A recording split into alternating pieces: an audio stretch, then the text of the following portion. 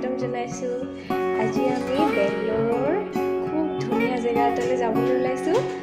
আহক আমি যাওঁ আৰু গৈছোঁ।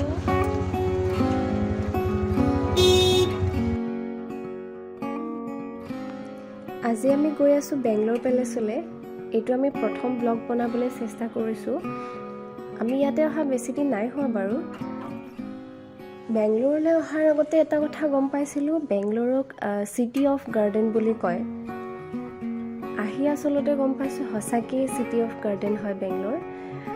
এয়াৰপৰ্টৰ পৰা অহাৰ পৰা আমি য'ত আমি থাকিছোঁ এতিয়া তালৈকে অহালৈকে আমি দেখিছোঁ মানে সঁচাকেই ৰাস্তাৰ কাষত ইমান ধুনীয়াকৈ গাৰ্ডেনবোৰ বনাই থৈ দিছে, দেখিয়ে ভাল লগা মানে।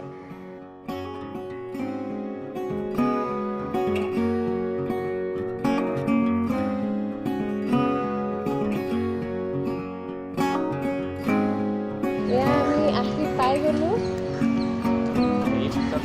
ব'লক আমি ভিতৰলৈ এতিয়া যাওঁ।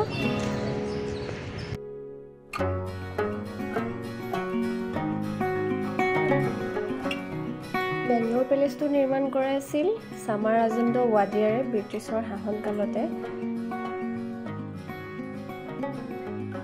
যিহেতু ব্ৰিটিছৰ শাসনকালতে নিৰ্মাণ কৰা হয়, সেইকাৰণে ইয়াৰ প্ৰতিটো নিৰ্মাণ কাৰ্য ভিক্টোৰিয়ান ষ্টাইলত কৰা হৈছে।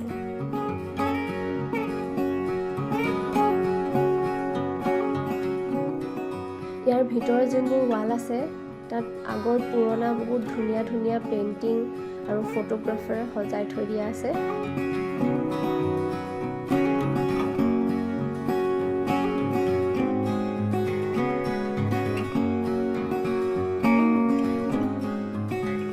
বেংগলোৰ পেলেচত যদি আহিব বিচাৰে ইয়াৰ এণ্ট্ৰি ফিজ কিমান হয় মই কৈ দিওঁ।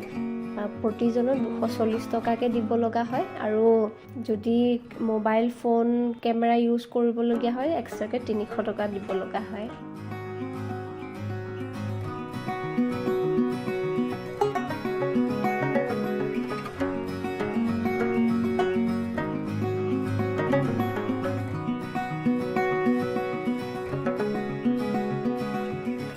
বেংগলোৰ পেলেচত এটা বস্তু খুব ভাল লাগিছে, আগৰ পুৰণা আচবাববোৰ দেখি।